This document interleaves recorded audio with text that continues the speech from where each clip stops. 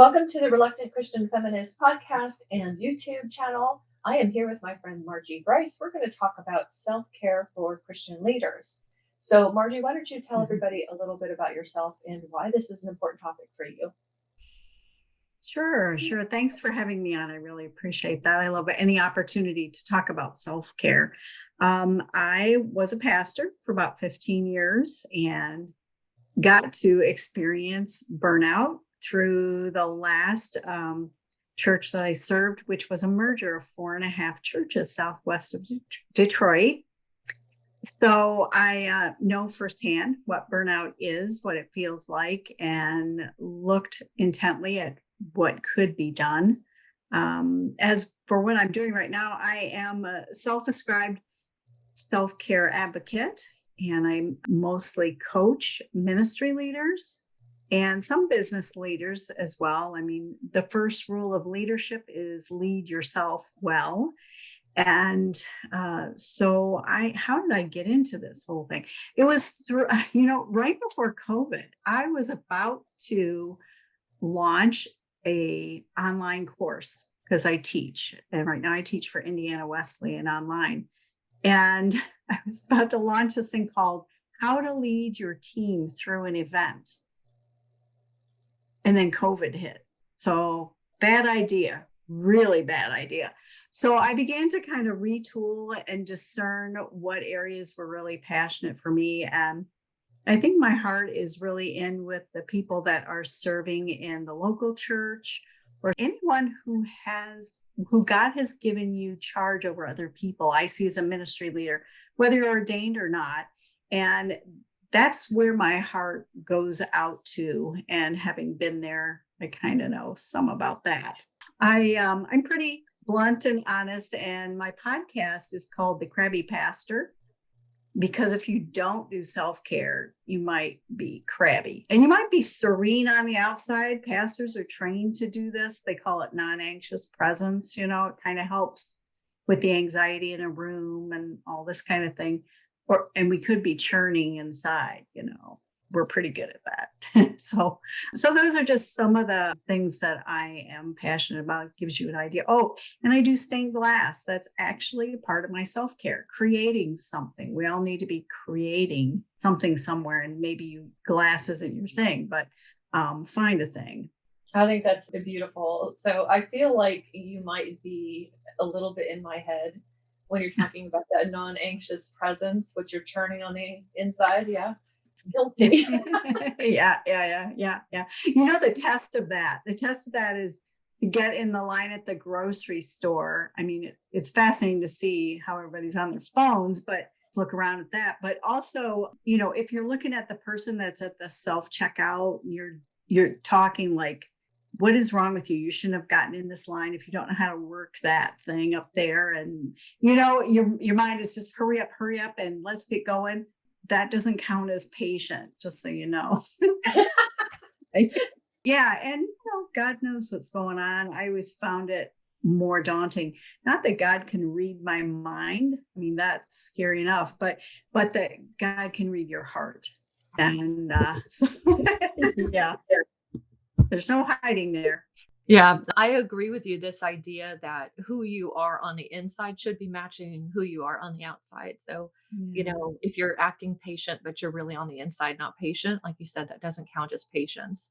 And yet at the same time, it feels very Christian to pretend like you are, kind and loving, even if you like it sometimes is Christian to consider, well, I held back saying what I really thought. Yeah, I hear you on that for sure, because I don't think people want to hear everything I'm thinking.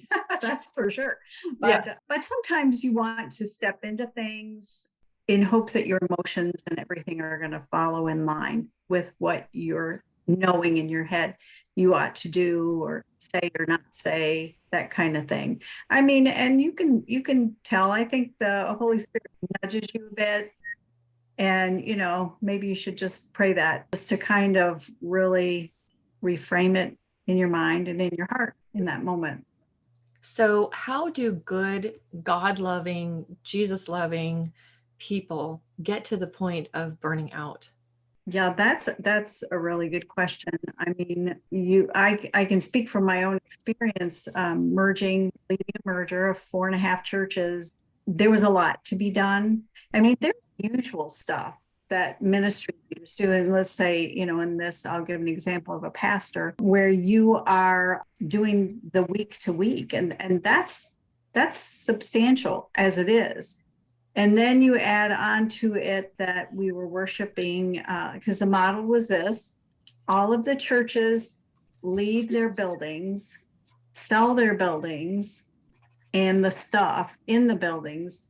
And then we worshiped in a school for 4 years. Then we purchased a property, 13,000 square foot building on 10 acres that was down to the studs in the wiring. So we had a renovation project to do. And then the entity that was loaning us money required that we do a capital campaign. And then this pastor was really intent on being missional. So we had to assess our community and not decide for our community what they needed, but ask. And so we had a community needs assessment process that we went through. So when you add all that together, that's a lot. And it's not that there aren't where there's a lot, there are. But at the same token, I know what I did and I know what I didn't do. And I'm like, well, I can't go to the gym today because I've got this, and this.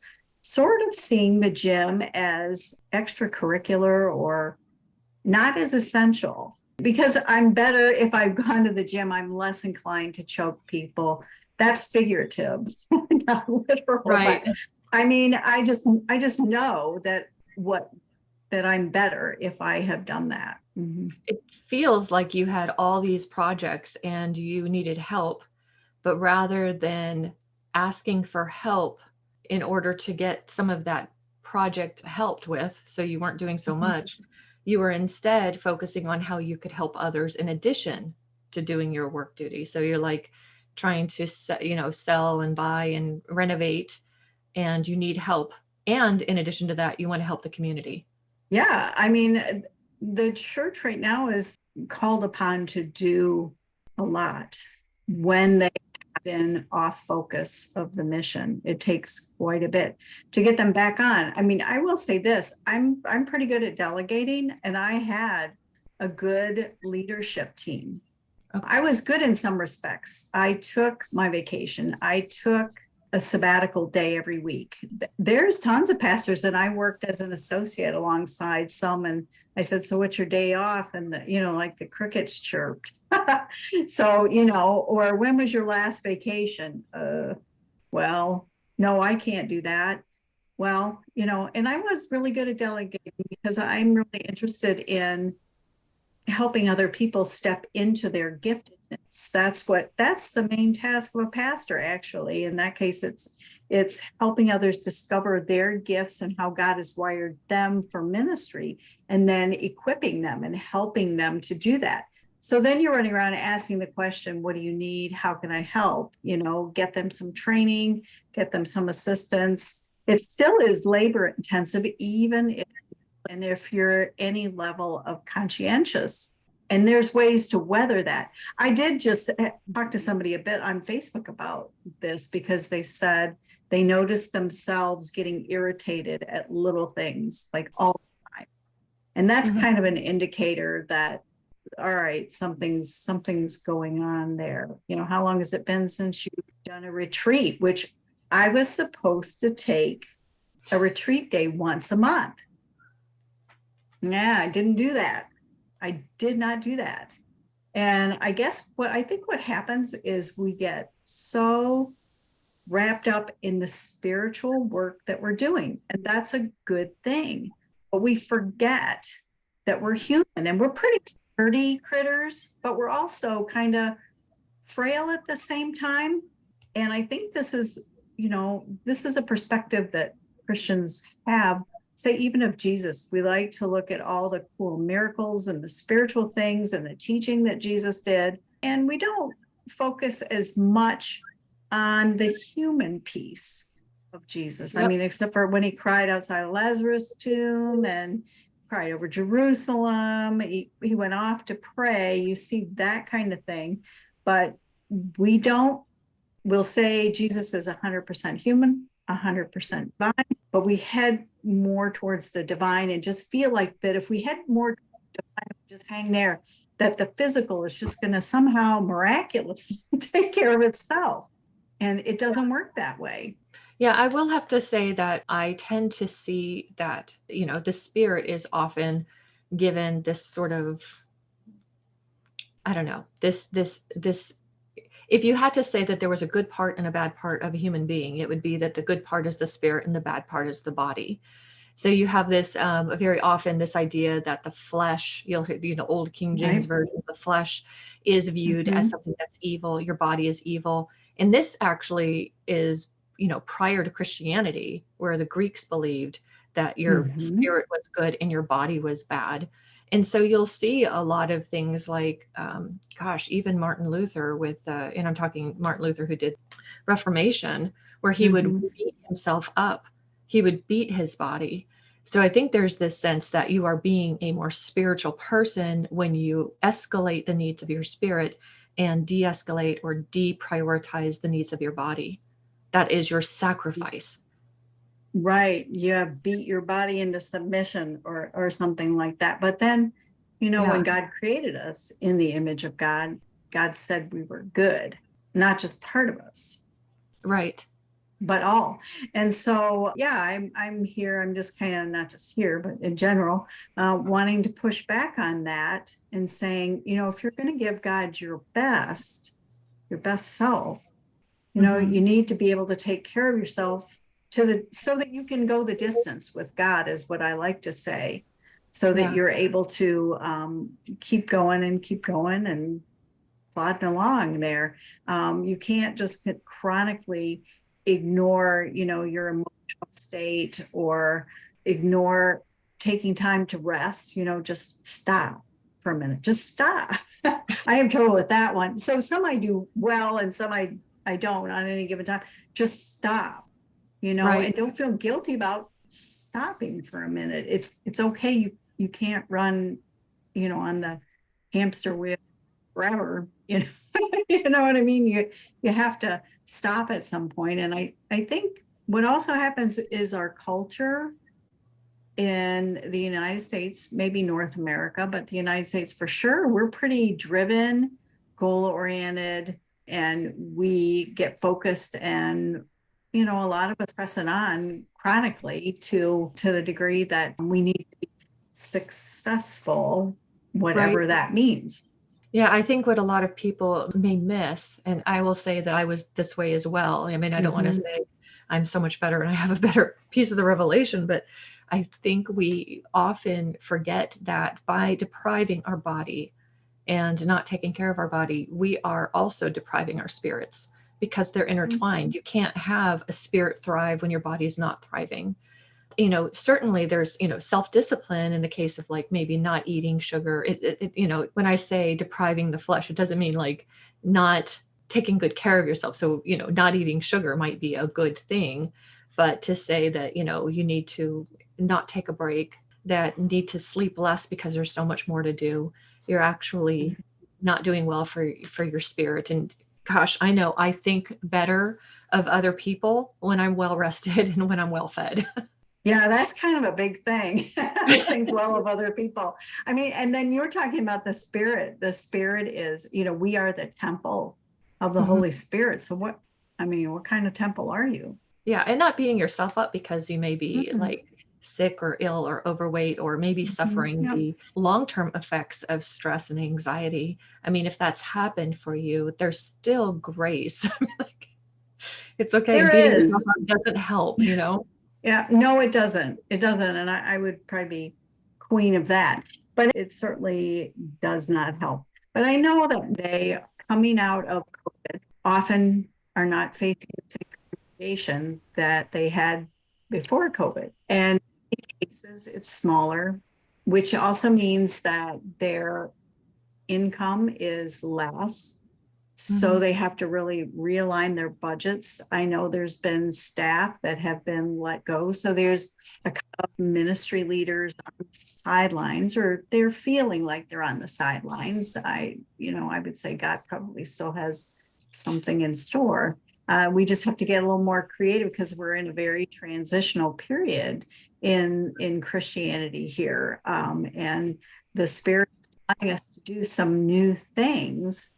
The question is, if we're running on the hamster wheel like a crazy person, well, are we going to hear the new things that God wants us to be about? And I think that that's pretty critical right now for Christianity in the United States. So then there's a lot of anxiety about,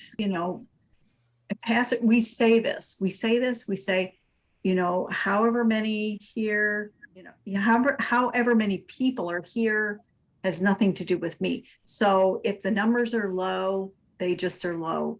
But if the numbers are high, we're kind of liking that. So it's a real readjustment to maybe in some cases pouring yourself into whoever is there and having that be enough. And I think that that's God's expectation. I know I coach ministry leaders and business leaders, and I know I've had more than once about what do you think Jesus's expectation is of you? That seems to be a question that we banter about. Does success mean and look like? And at the end of the day, the question is, was I faithful and obedient with everything that God had for me today? And if it's yes, hey, and if it's, well, no, I don't think so, then you're just one good repentance prayer away from God's grace anyway.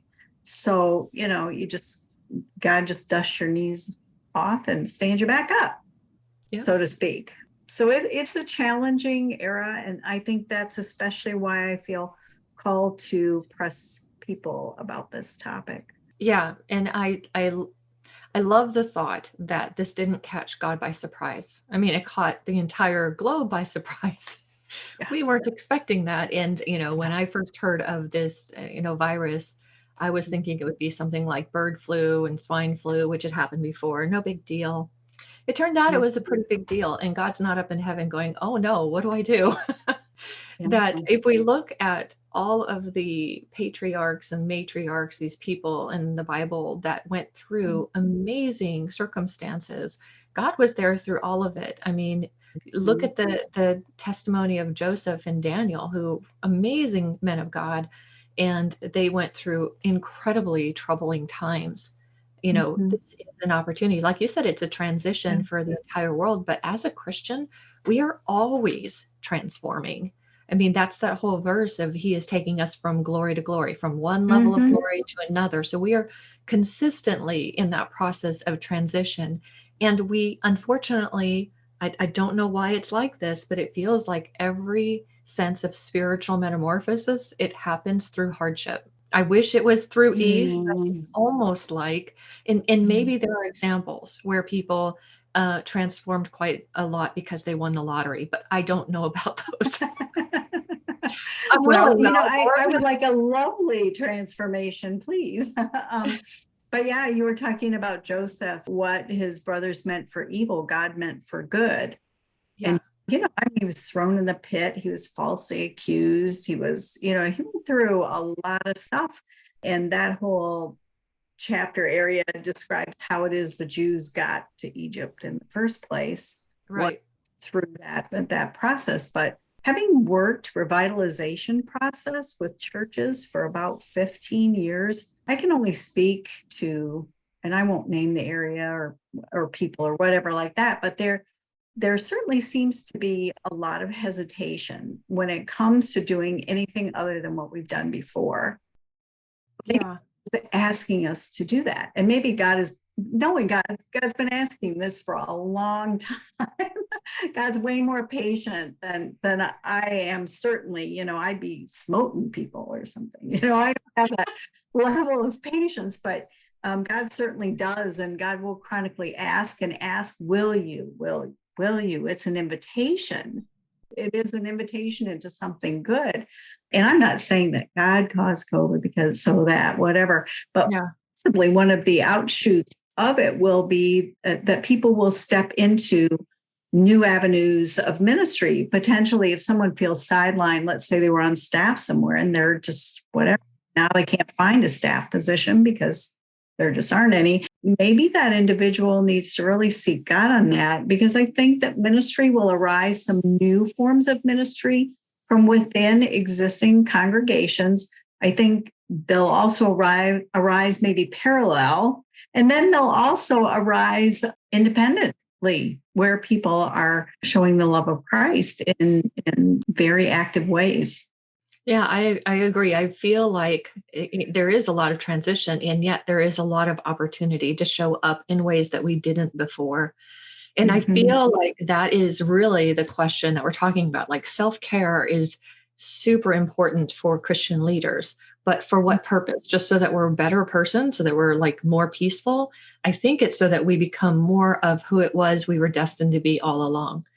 So that we become the disciples that Jesus had in mind when we were created before the foundation of the whole universe. He had Mhm. a destiny in mind for us. We were born at this time. We have a purpose. And it didn't catch God by surprise that this is here. So the opportunity that's here, the hardship that's here, the self-care that we do through it all helps us form that spiritual character that we need for this time. Sure. And then, the spiritual aspect is very important. And I can roll through the list of some of the self care things, because I view it a little more holistically than some, but you're not going to be able to do all of them all the Yeah. time.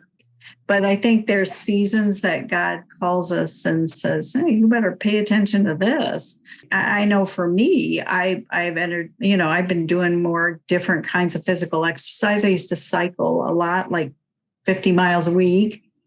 And, I like that a lot. And then I found out that, ooh, I need to be doing other things like some strength and stretching. And, if I could go back and tell my 40 something self, I might have said, you need to pay attention to other stuff, so there's different seasons that happen because you can't do everything all the time. And I like to use James Clear's work, where he talks about 1% more and 1% more. I mean, the issue is if you do nothing, you actually lose ground. Mm-hmm. Yeah, you Yeah, lose that's true. ground. Time works against us. Yeah. Whereas if Yeah. it's like interest, like at the bank, where you do 1% or 2% more, 2% more, 2% more, which is an attainable kind of, increase for you, it is going to compound. Yeah. And so a year later, you're going to be, maybe you won't be way up here, way up there, but you'll be up, as opposed to if you did nothing, where you start to kind of just decline, and you just, I guess I want to be good for the long haul for whatever God has for me.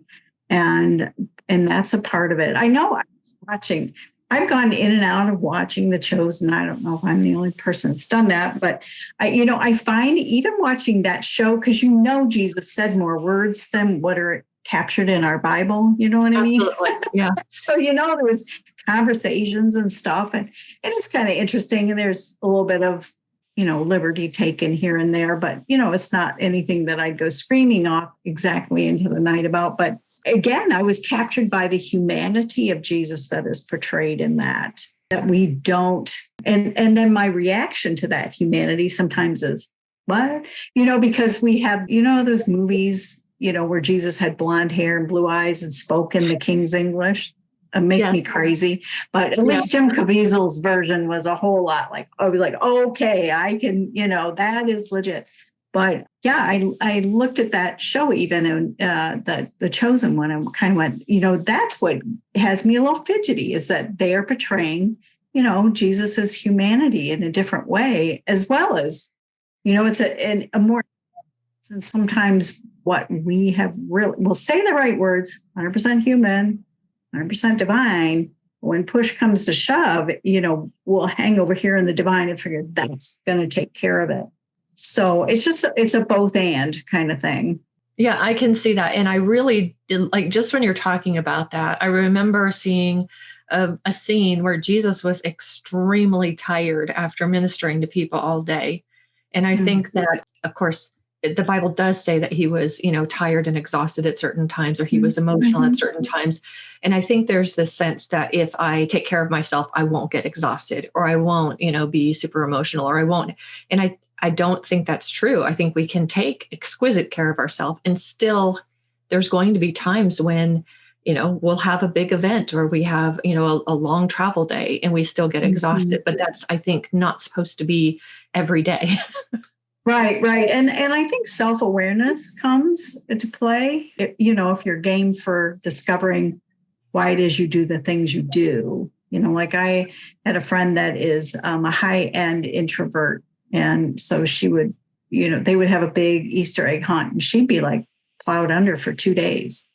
But she was better to be plowed under for 2 days than to push herself and come back to full steam immediately and just, but I've seen pastors do that. I've seen them press through and yeah, but I still say that this era is what is calling us to a renewed interest in caring for ourselves and seeing ourselves as the scripture paints us as frail grass, you know, here today, gone tomorrow, and I'm thinking, oh, gee, I'd like to be a perennial. Could I please be a perennial instead of just this annual grass that comes and goes and withers and burns up and like, oh, well. But, there's a lot of truth in that as well. And so I want to urge ministry leaders to really think about the era that we're in and the real strong necessity to slow down a minute and stop feeling anxious and responsible for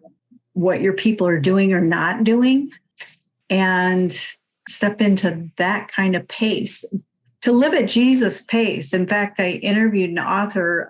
It was called An Unhurried Life. I hope I got that right. But it was about living your life at the pace that Jesus did, because he didn't book like a lunatic to Bethany.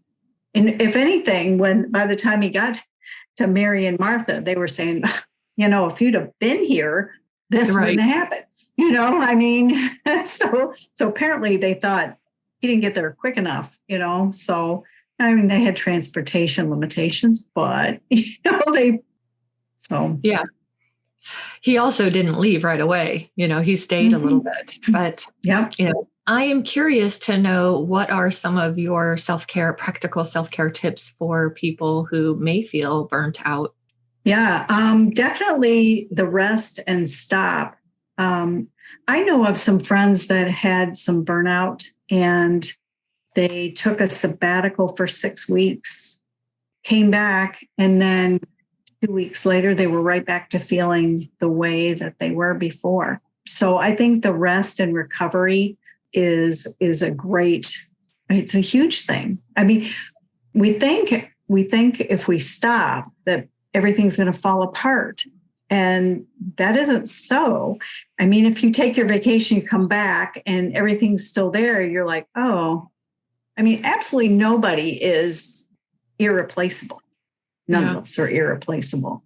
And having that mindset and the idea that if you come back and things are still percolating and people have stepped up and stepped into things, then you can, rejoice about that because you want that to happen.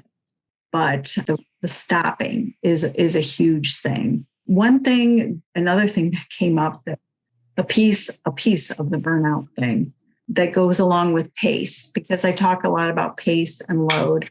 And so the pace issue, I ran a self-care seminar for some women, and I didn't have this on my list. I've got a big list, but they brought up the phones. They brought up just their inability to manage that. And again, that contributes to your pace, that you're always on beck and call. I have just about everything, all my notes turned off.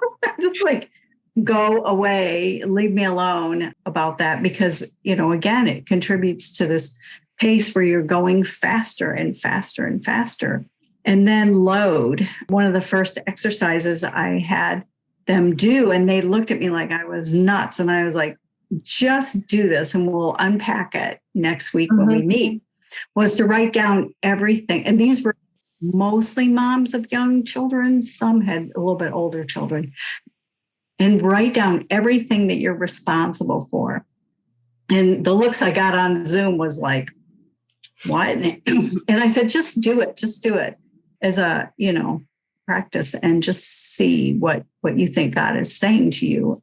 I said, you can group and categorize things together and, so you're not using 50 pages of notebook paper or whatever you're going to, your computer or whatever.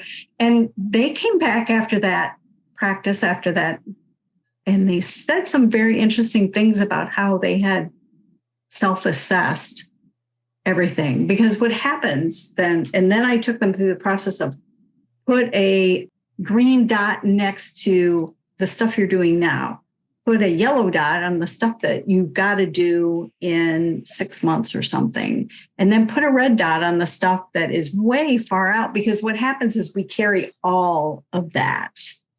And we really only have to carry the green, which is the immediate stuff. But I'll be thinking about stuff down the road and here and every, but I'm carrying all of it, and it contributes to my sense of feeling like I'm overwhelmed. So if you have a heavy load and you're running at a fast pace, just how far are you going to get and for how long?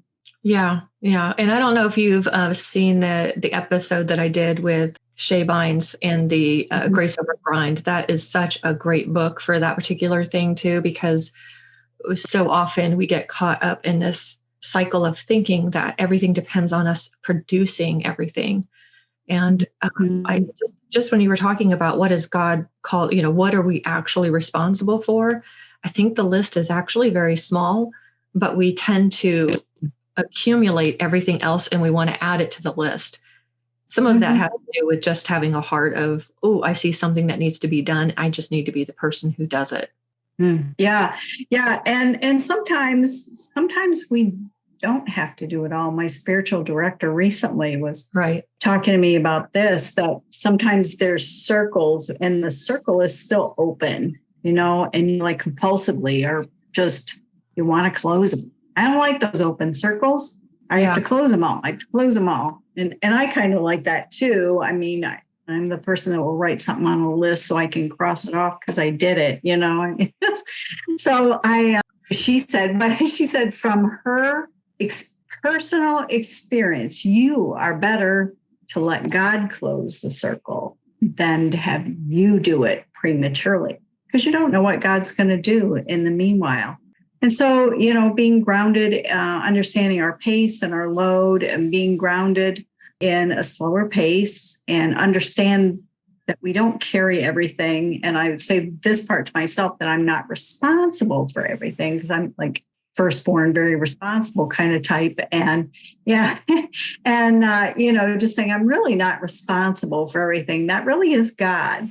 It's not me. And just being okay with sitting there with a circle that's not closed yet, and understand that God is going to work and move in that situation, is key.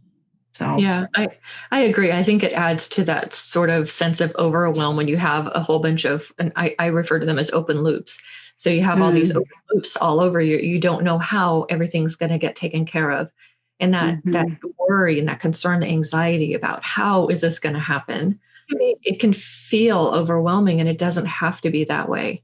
Yeah. And just as a test in the culture today, I mean, there's been shifts in employment. I'm trying to think of how to say this nice. There's been shifts in employment, and it seems like some of the customer service in places is not what it used to be. And that is just taxing. We're so used to a certain level of that, and it's gone. And so we are, that can make you crabby. That's for sure. Yeah, you're right. I feel it. I feel hold times are longer, wait times are longer, getting the answers I need to do just like regular stuff, taxes and, registrations and, stupid little things that you have to do. It just, everything takes longer and it's more complicated than it just seemed to be a few years ago. For sure. And then, so the question I ask is, what is God saying to us in that? I mean, we can keep banging our head on the wall, and I've done this before too, bang your head on the wall and go, man, I have a headache. get this, but you can keep trying to push it, push it, push it. And the rock is just not budging. And the same token, you say, what do I think God is saying to me? Maybe God is saying, y'all need to slow down, slow down here. Y'all are kind of running. So, because I had the habit too, then, they used to say they knew when it was me coming down the hallway because of the pace of my feet was pretty fast moving, and, Mm-hmm. and I'm thinking, maybe I could stand to go a little bit slower pace, and it's okay to do that. And so some of that is the rest and the stopping. Stopping is hard. I realized this in exercise class. I'm ready to go on to the next thing real fast. Okay, I did this. Now I'm ready to go. And I know that is just not good practice. And I realized, oh man, it's work to slow down. How is this real? It's easier. It's easier just to plow ahead and keep going, actually, than to just stop and slow the pace down. Like You're right. It is easier to, this is why people, I think, blow through yellow lights. It's like, it's so much easier to go faster than it is to stop. Stopping feels, I don't know. It just feels wrong to have to stop and wait. So, yeah, doesn't it? But, sometimes if God's at work orchestrating things that we don't see, we have to remember that piece as well, that God's usually up to stuff. And I know for me, with that fast pace with my feet and everything like that, I worry that I blew right past opportunities to connect because that's the biggest thing that many Christians need today, is to build relationships with people. Everybody says, what's the silver bullet? What's the silver bullet? And one church I was working with, they were like, we don't want to work on all this other stuff. We just want to know what the silver bullet is. I said, well, I'll tell you what it is right now. I said, if everybody invests in relationships with people around them, really caring and compassionate relationships, not bait and switch. I'm doing this so that you will, because that's not serving in any way, shape, or form. But if you engage in real relationships out of legitimate concern for other people, maybe in a few years, because we always like them, okay, I talked to them twice and now they're coming to church or something. They may never come to church, but still, you're still the light of Christ around them. It's not about butts and bucks. Yeah, that's right. Or nickels and noses. It really is not about the people in the pews. And hopefully people will join in and want to be part of a worshiping and discipling community. But otherwise, their connection with you, and we're always busy fishing in the bucket of people of USTA. I always call it USTA United Methodist or USTA Baptist or USTA. They used to be coming to church. So let's go fish in that bucket. When God has stocked the pond everywhere, there's more people today that don't know about Christ than in many, many years. And so I think we need to slow down and invest in relationships. And there you go. Everybody brings one person, and it might take you years to get there. You're right.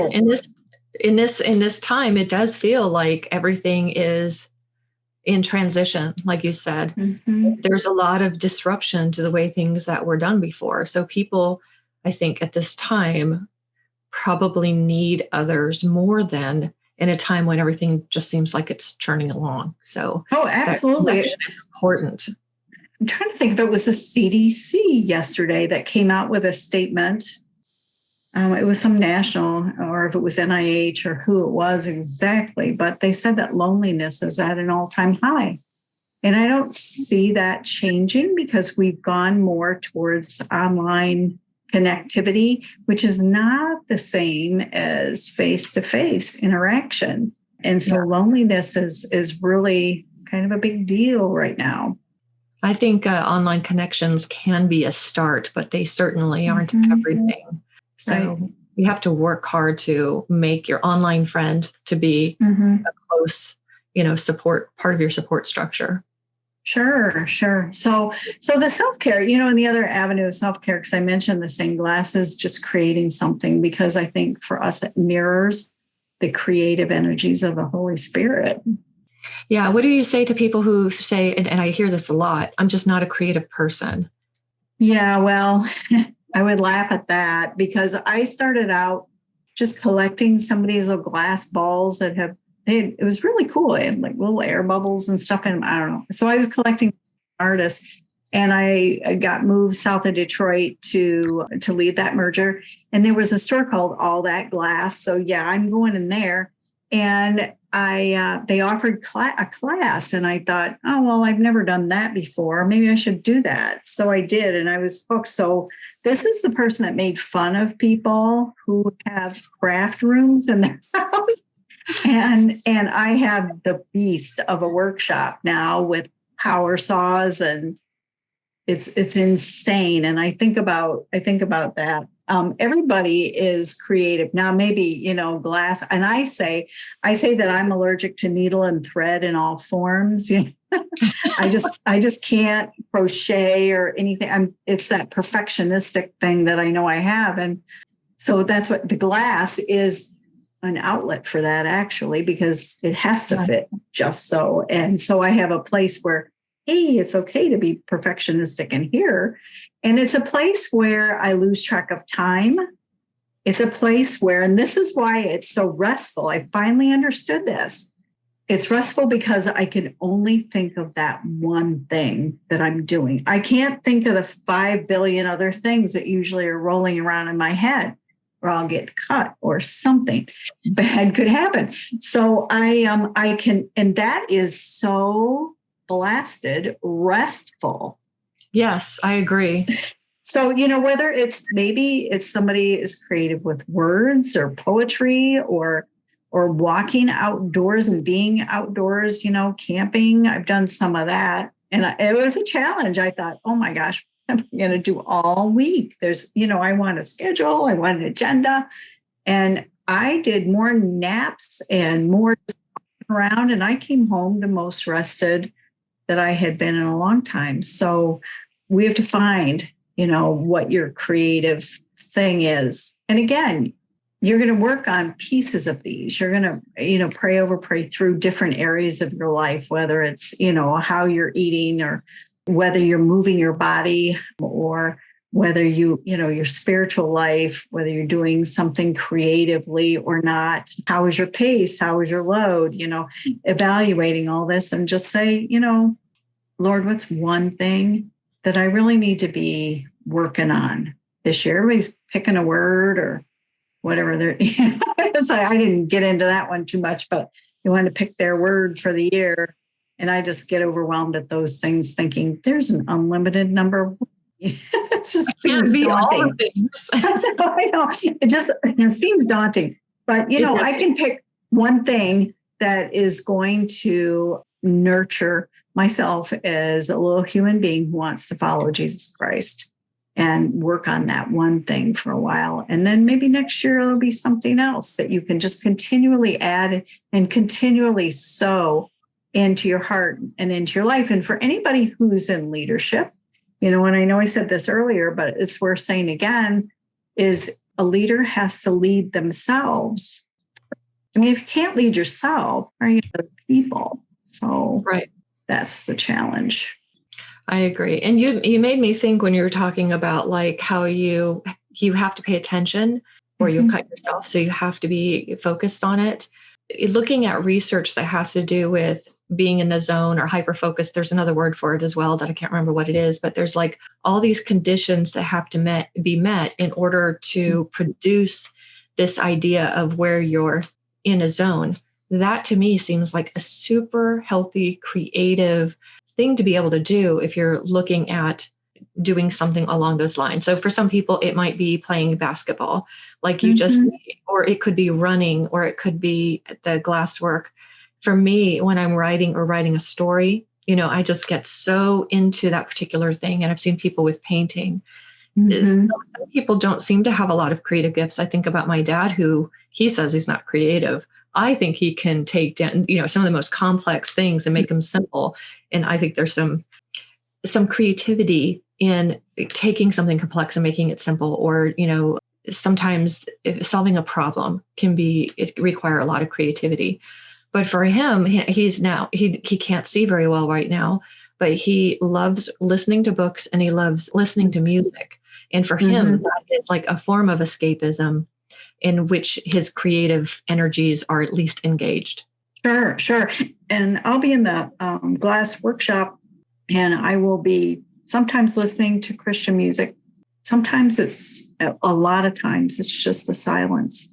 And that knits me back together. And I come out of there feeling like, okay, you should be doing something you love an hour a day if you can. That might be challenging for moms with young children or those in the junior, senior high years where you're running like crazy. But if you can for 1 hour, even if it's just listening to music. Yeah. And I try. I have one in junior year, one in senior year, and my dad that I take care of. So, everything's changing here in just a few months. So, yeah. And I think that also helps us weather the change and other things in life that go on. I've done in the podcast a series of things, where challenges that pastors face. And one other story about when they lost their son. It was a pretty freak accident, but farm. But I know for me right now, I'm in a season of grieving. I lost my dad February 1st of this year, and just a lot of changes in my household and shifts in relationships. And, it's just like, this is just so I kind of double down on the physical stuff, the physical activity, and because I feel better after I'm done. I might be hating on it while I'm doing it. But again, I'm a little older now, so it's like, oh, I better be doing these things. I need to get up out of this chair. So I will, do that. And then when I'm done, my mental state is better. And at the end of the day, if you rest and you slow down, you're going to be better able and better equipped to handle the stuff that comes at you in the day, as opposed to if you're, strung out and anxious and running too fast for too long with too heavy a load, then, you're going to get yourself in trouble. And, it's difficult to come out of it. And I have a podcast about that, a back from burnout story of a pastor who had been in ministry for like 25 years. And he finally, I've got to say no to some stuff that's not realistic. I've got to set some boundaries. And he's, functioning and doing well. And it was a good lesson to learn, but I'd rather not have to visit burnout if I can help it. Yeah. I have, for all the beautiful, wonderful people who listen to this, I hope that you're hearing that, taking care of yourself is a good thing, and that God has a purpose for you. So let's look at ways of, your schedule and your ministry and recognize that it's God working through you. It's not you burning yourself out to get those results. I think this is something that a lot of people already hear. So here we are just adding our voices to that, saying, Sure. Yeah. And especially for people, like I said, that are Christian and, hang on the spiritual side of things. That's okay, but you just can't neglect this little body that God has given to us. And, I didn't even get into the emotional piece. There are a lot of Christians that are resistant to things like counseling or coaching. And I call it having someone journey with you. And I think that's a form of self-care as well, to have another person do that. I mean, everybody pretty much in ministry and the call to leadership usually comes out of issues in childhood, actually. And it is okay to have baggage. Everybody has baggage. Everybody's has something, everybody. But the issue is to have explored yours so that and understand what's there. And that person, every time they come in, I just, why do they trigger me and I want to choke them or something? Why do they trigger me like that? Is, a good kind of exploration. And that is only going to help you minister better at the end of the day. And that's really what I'm begging the self-care piece about, is so that you can minister better, minister in new ways, get out of that, that rut that we have created. It all has to look like this, and say, God, what do you need in this day, place, and time? And help me to hear more clearly, and help me to step into some stuff and try some things. And even if you fail, you learn something. I hate that part. That we learn through failure. Trust me, I hate that part, but it's the truth. You learn something along the way, and you just don't know. Was it Edison created just a crazy number of attempts at the light bulb, I think. It was insane. I would have given up a long time. But so, you just have to keep persevering, but you have to ask, what new things do you want us to be about? Yeah. And I think that you're right. Trying new things is really important. And it goes back to the rest, because when you're rested, and when you're well fed, and when you're well taken care of, you are more creative. You can solve the problem from a different approach. I don't know about you, but have you ever had, for me, I've actually gone to bed with a problem and woken up with the solution, or I've woken up with an idea of trying it from a different perspective or a different approach that I couldn't think of the night before. I mean, not only are you getting the rest that's really important, but there's processes that are going on when you're sleeping that are actually adding to your cognitive function. Yeah, actually, yes. And recently I had a guy ask me to repair all these lamps. They were glass lamps, and he gave me like 13. And he said, I only want 6. I said, well, what do you want me to do with the rest? He said, pitch them. And I'm like, I'm not throwing all this glass out here. No way. So I picked them all apart, and I was looking at the shape that they were. And I went to bed, and I woke up the next morning knowing I was going to cut this piece with one slice, and I would have the beginnings of a silhouette kind of thing for a sailboat, because I'm putting some of my glass stuff in a shop and that area, like sailboats. And I laughed at that. I just thought, how would you? I don't know why, but that occurred. And I woke up in the morning going, I'm going to try that. And I did, and it worked. And I thought, wow.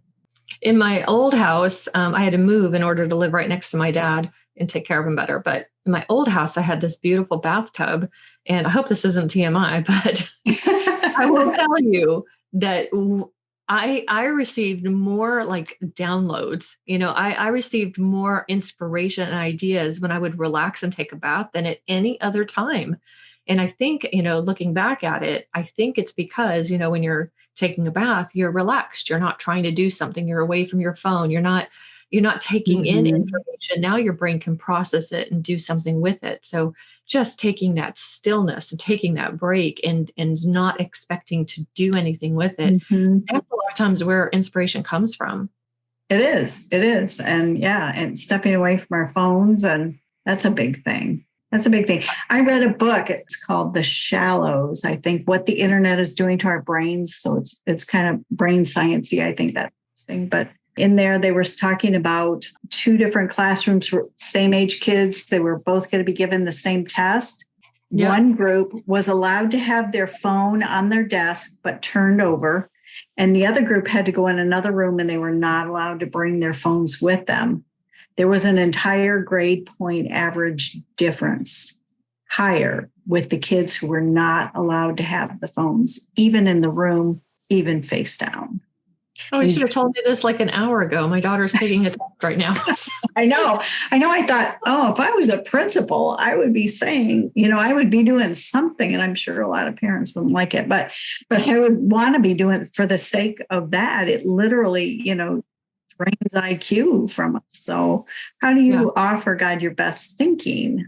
Yeah, I think this is about offering God our best, and just different ways that we can do that and be a good temple of the Holy Spirit, not a rundown, shabby, in need of repair thing, but something better than that. You're not necessarily going to have all the spokes we there, but some.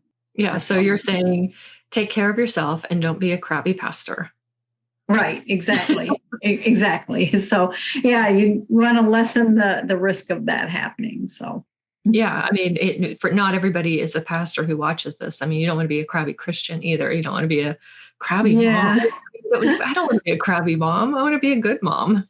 I know I thought about it. I really had considered rebranding the podcast to the Crabby Christian. And it's very tempting, but I haven't. And who knows, that may happen in the future here. Yeah, because yeah, sometimes we're known that way if Yeah. things don't go how we want. How Or gracious are we? how we think God wants it. Yeah, yeah. Because we're sure that always our brains are 100% in sync with God's. And I'm thinking, boy, I don't know. I'd like to be that good, but I'm not there. no. I think Scripture says your thoughts are higher than ours. Something You're about that. way I do think I higher. read that. So yeah. I know. So we're like, oh, all right, just and having a humble approach. Yeah. Look at the way that Jesus treated others. That's a really, really aspirational goal.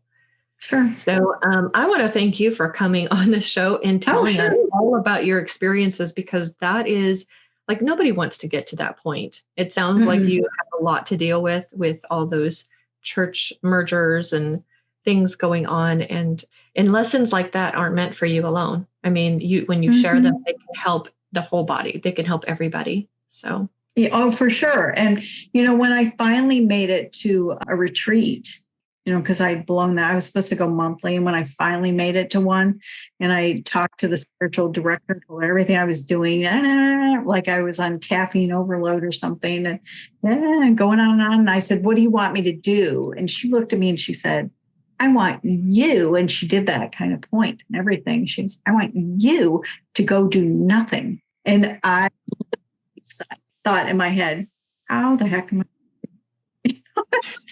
Isn't that yeah, silly? But I found a hammock for the whole afternoon and I came out of there really kind of proud of myself. I thought, well, by golly, see, I can do nothing for a whole afternoon. I laid in a hammock for an afternoon. you did it once. I did do that once. I love it. Thank you for being on this. Do you have any final words you want to share? I pretty much have unloaded almost everything that I can think of right now. So I appreciate you having me on here, and I'd like the opportunity just to get the word out some more. And I work on the Crabby Pastor podcast. You don't have to be a pastor to listen to it.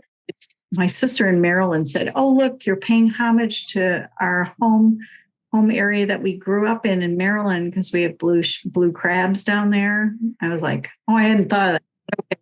And none of my friends have come to me and said, "I don't get why you're calling yourself the Crabby Pastor." I'm like, well, it's not really exactly what I'm doing either there, but mostly it's we just don't want to be or become inside. So I'm at the Crabby Pastor podcast, and people could reach to me if they are in ministry. I love to coach ministry leaders. I especially love, as you might guess, the entrepreneurial group, but I also work with pastors that are dealing with churches that are small and struggling and dying, and the variety there. So yeah. Awesome. Thank you so much. And for anybody who wants to follow her, go ahead and go check out her podcast. You can like and subscribe my channel or my podcast, and there'll be more amazing, beautiful interviews with brilliant Christians just like you. Thank you.